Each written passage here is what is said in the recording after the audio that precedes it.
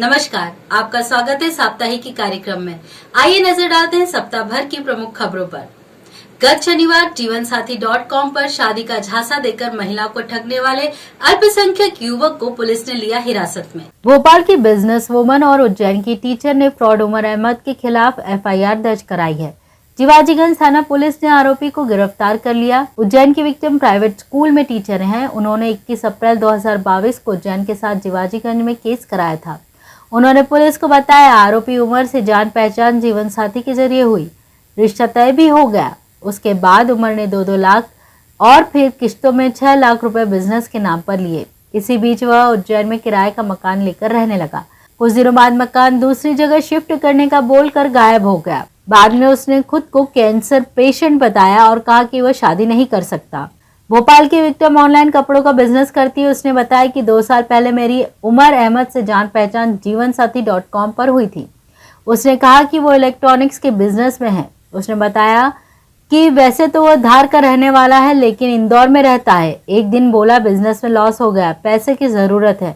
मैंने 31,000 रुपए दिए। उसके बाद बीमारी का बोलकर भी पैसे लिए। शादी की बात कही तो मुकर गया और कहा कि उसे कैंसर है, शादी नहीं कर सकता। पैसों का बोला तो गालियां दी। सोशल मीडिया अकाउंट पर भी अपशब्द कहे। इस बाबत थाना प्रभारी गगन बादल ने बताया। अप्रैल माह में थाना जीवाजीगंज पर एक महिला द्वारा शिकायत की गई थी कि एक व्यक्ति के द्वारा मैट्रिमोनियल साइट पे उससे दोस्ती की गई और उससे दोस्ती बढ़ाई और थाना जीवाजीगंज क्षेत्र में ढाबा रोड गेबी हनुमान मंदिर के आसपास उसने मकान लिया और उसके परिवार से नज़दीकियाँ बढ़ाई।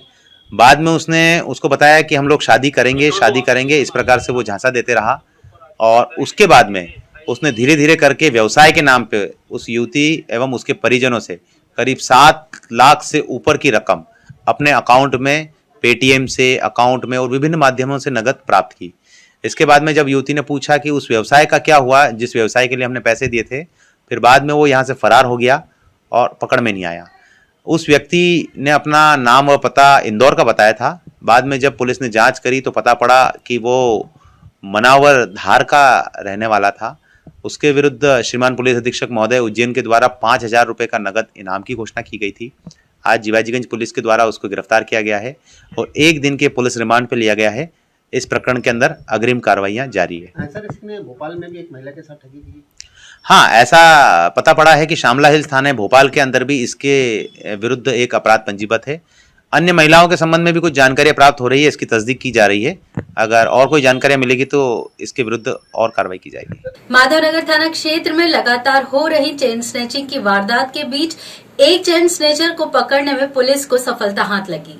उज्जैन के माधवनगर थाना पुलिस ने चेन स्नैचिंग के आरोपी को गिरफ्तार किया है। आरोपी ने 22 जुलाई को शिवाजी नगर निवासी महिला इंदिरा चौरड़िया के गले से मंगलसूत्र झपटने की वारदात की थी। घटनास्थल के आसपास के सीसीटीवी कैमरे की फुटेज की सहायता से पुलिस आरोपी की पहचान कर उसे पकड़ने का प्रयास कर रही थी। इसी दौरान दोबारा वारदात की नीयत से इंदौर जिले के देपालपुर थाना क्षेत्र अंतर्गत ग्राम अकोदिया का रहने वाला विष्णु पिता उमराव सिंह यादव उज्जैन आया, जिसकी पहचान कर माधवनगर थाना पुलिस ने उसे धर दबोचा। आरोपी के कब्जे से फरियादिया इंदिरा चौरड़िया का मंगलसूत्र बरामद किया गया। उससे अन्य पूछताछ की जा रही है। इस बाबत माधवनगर थाना प्रभारी मनीष लोधा ने बताया। मुखबिर सूचना और पीएसटीएन डाटा के माध्यम से आरोपी को पकड़ा गया है और उससे एक मंगलसूत्र जो महिला का गया था वो बरामद करने में सफलता प्राप्त की है। इसके पूर्व में भी रिकॉर्ड आरोपी माधवनगर थाना में भी पहले बंद हो चुका है इसी सेम अपराध में और इनसे पहले भी इंदौर में भी ये बंद हुआ है। थाना सेंट्रल कोतवाली पुलिस ने ब्रांडेड कंपनियों की ट्रेडमार्क लगाकर नकली शूज, ट्रैकसूट आदि बेचने वाले दुकानदार पर छापामार कार्यवाही की।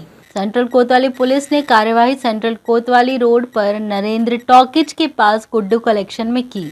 दरअसल नाइकी और अंडर आर्म कंपनी के प्रतिनिधियों ने थाना सेंट्रल कोतवाली में शिकायत की थी कि उनकी कंपनी के नाम के कॉपीराइट प्रोडक्ट गुड्डू कलेक्शन नामक शॉप द्वारा बेचे जा रहे हैं। पुलिस ने कंपनी के प्रतिनिधियों के साथ मिलकर दुकान पर छापामार कार्रवाई की, जिसमें 125 जोड़ जूते, 35 जोड़ स्लीपर, 30 जोड़ ट्रैक सूट, टी शर्ट और लोअर जब्त किए गए। ये सभी माल नकली है। वहीं पुलिस ने मामले में ट्रेडमार्क और कॉपीराइट एक्ट के तहत प्रकरण दर्ज कर लिया है। सभी जब्त माल थाने में रखे गए हैं। पुलिस अब दुकान संचालक से पूछताछ करेगी। इस बाबत सीएसपी ओम प्रकाश मिश्रा ने बताया। आज सुबह नाइकी एंड अंडर आर्मर्स के प्रतिनिधियों द्वारा हमारे कार्यालय में आवेदन प्रस्तुत किया गया था कि कोतवाली क्षेत्र में गुड्डू कलेक्शन पर उनके ट्रेडमार्क का उपयोग करते हुए डुप्लीकेट मटेरियल सेल किया जा रहा है। आवेदन की तस्दीक में हमने दबिश दी और वहाँ पर हमें नाइकी और अंडर आर्मर्स का काफ़ी मटेरियल मिला, जो कि प्रतिनिधियों द्वारा बताया गया कि उनकी कंपनी का नहीं है, डुप्लीकेट है। तो इस क्रम में हमने 125 जोड़ी शूज़, 35 जोड़ी स्लीपर्स, 30 जोड़ी ट्रैक सूट एंड जो भी टी शर्ट एंड लोवर जब्त किए हैं। 5 सितंबर शिक्षक दिवस पर नगर निगम द्वारा जिले भर के 80 अनुशंसित शिक्षकों का सम्मान किया गया। कार्यक्रम के मुख्य अतिथि उच्च शिक्षा मंत्री डॉक्टर मोहन यादव, सांसद अनिल फिरोजिया, विधायक पारस जैन थे। इस अवसर पर महापौर मुकेश टटवाल व निगम सभापति कलावती यादव भी उपस्थित रही। कार्यक्रम में विभिन्न संस्थाओं और विशिष्ट जनों ने अनुशंसित जिले के 80 शिक्षकों का सम्मान शाल व श्रीफल भेंट कर किया गया। जोरदार तालियां। अभी मंच पर सम्मानित किए जा रहे हैं श्री अशोक कुमार सक्सेना, श्री सुरेश पंड्या जी का भी हम सम्मान कर रहे हैं। राज्य शिक्षक संघ द्वारा पेंशन जागृति अभियान के अंतर्गत पेंशन सत्याग्रह न्याय यात्रा आरंभ की गई। राज्य शिक्षक संघ के प्रदेश अध्यक्ष जगदीश यादव द्वारा बताया गया कि कहां देश में एक विधान का नियम लागू है, बावजूद इसके जनप्रतिनिधियों की अपेक्षा शिक्षकों और कर्मचारियों से शासन प्रशासन द्वारा द्वयम दर्जे का व्यवहार किया जा रहा है। इन्हीं विसंगतियों को लेकर शिक्षक संघ द्वारा पेंशन सत्याग्रह यात्रा का आरंभ महाकाल की नगरी से किया जा रहा है। यात्रा संपूर्ण प्रदेश के जिलों में जाकर शिक्षकों के अधिकारों की पैरवी करे। आज भगवान महाकाल की इस पावन पवित्र भूमि से हम पेंशन बहाली सत्याग्रह न्याय यात्रा की शुरुआत कर रहे हैं। पेंशन 2005 के बाद में कर्मचारियों की बंद कर दी गई थी। उसी पेंशन को, पुरानी पेंशन बहाली को लेकर मध्य प्रदेश के सारे जिलों में इस यात्रा को हम ले जाएंगे। 25 तारीख को हर जिले मुख्यालय पर हम आंदोलन करेंगे और 2 अक्टूबर को भोपाल में राजधानी स्तर पर हम एक जंगी प्रदर्शन करेंगे, सत्याग्रह न्याय रैली यहाँ पर करेंगे और पेंशन बहाली को लेकर एक बड़ी मुहिम हम छेड़ने का काम कर रहे हैं। इसके साथ ही हमारे शिक्षकों को वरिष्ठता का जो लाभ नहीं दिया जा रहा है, वरिष्ठता का लाभ सरकार नियुक्ति दिनांक से दे और अनुकंपा नियुक्ति के जो शेष प्रकरण है उनको समय सीमा में सरकार निपटाए। इस बात को लेकर आज से हमारी ये यात्रा प्रारंभ हो रही है। मूल उद्देश्य हमारा पेंशन बहाली है और पुरानी पेंशन बहाली के लेकर हमको जिस स्तर तक भी लड़ाई लड़ना पड़ेगी हम लड़ेंगे, उससे कभी पीछे नहीं हटेंगे। तेजा दशमी के अवसर पर तेजाजी मंदिरों में बड़ी संख्या में पहुंचे श्रद्धालुओं ने पूजन अर्चन कर निशान भेंट किए। भाद्रपद मास के शुक्ल पक्ष की दशमी तिथि के दिन तेजा दशमी पर्व मनाया जाता है। तेजा दशमी मनाने की परंपरा सदियों से चली आ रही है।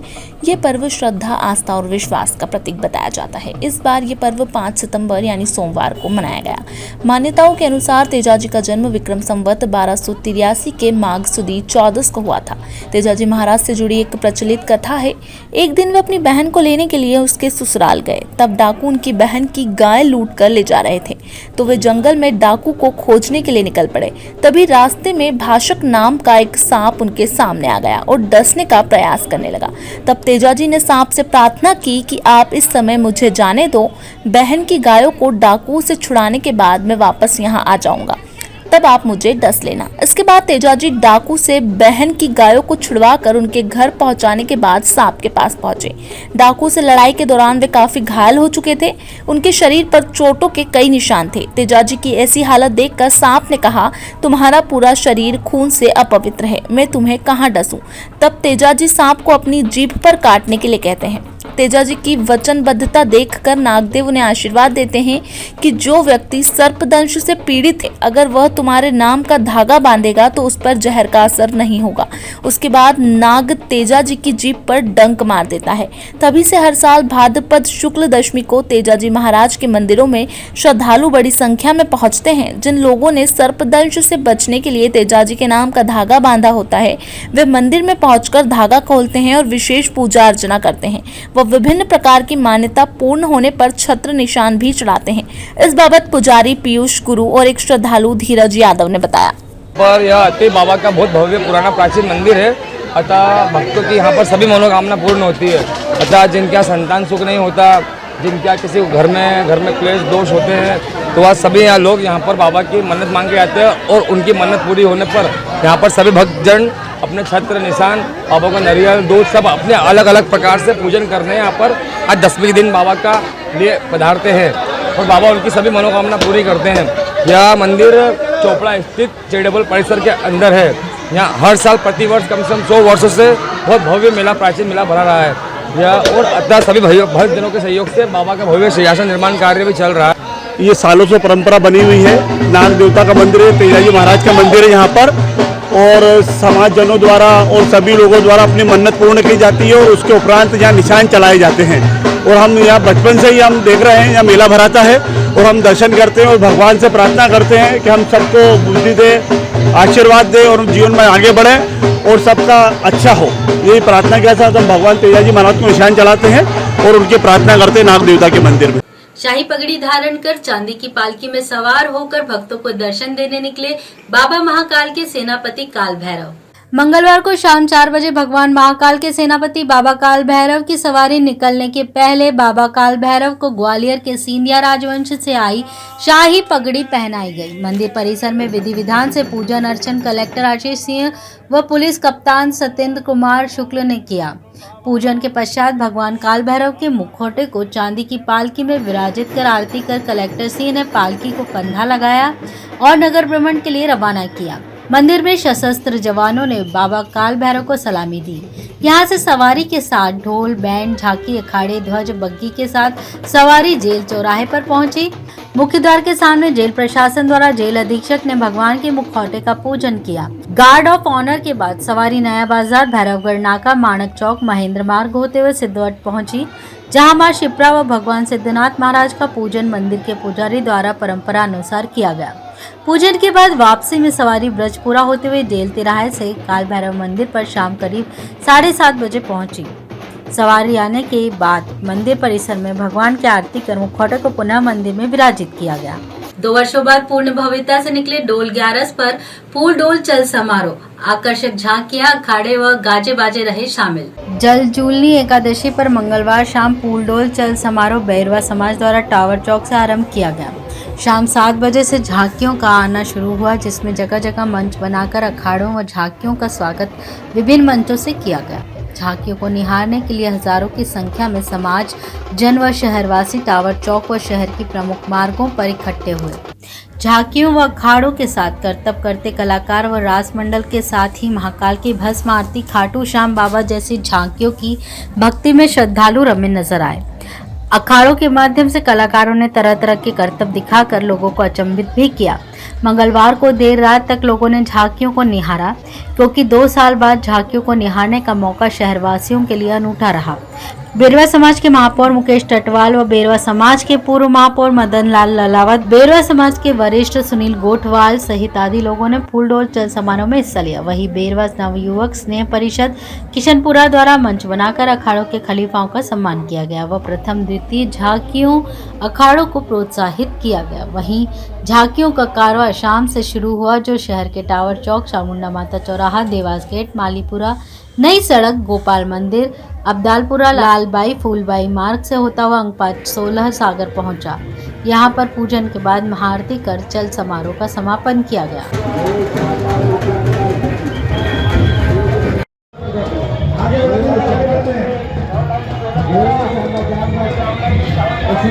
अंतर्राष्ट्रीय साक्षरता दिवस पर जिला प्रशासन व शिक्षा विभाग ने विभिन्न संस्थाओं के सहयोग से निकाली साक्षरता महारैली। 8 सितंबर अंतर्राष्ट्रीय साक्षरता दिवस पर जिला प्रशासन व शिक्षा विभाग द्वारा स्थानीय दशहरा मैदान से भव्य रैली का आयोजन किया गया। इस मौके पर संत अवधेशपुरी, अतुलेशानंद व उमेश नाथ ने गुब्बारे छोड़े। विधायक पारस जैन, महापौर मुकेश टटवाल की उपस्थिति में साक्षरता महारैली को हरी झंडी दिखाई गई।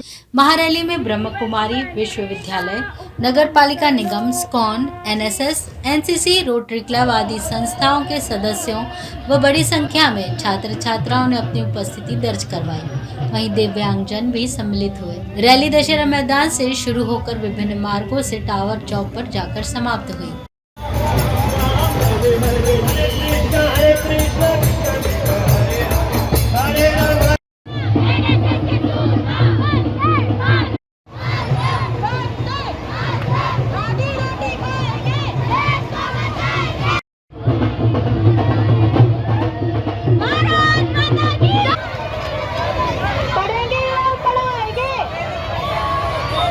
तो ये थी सप्ताह भर की प्रमुख खबरें। साप्ताहिकी के अगले अंक में शनिवार को फिर मिलेंगे। नमस्कार।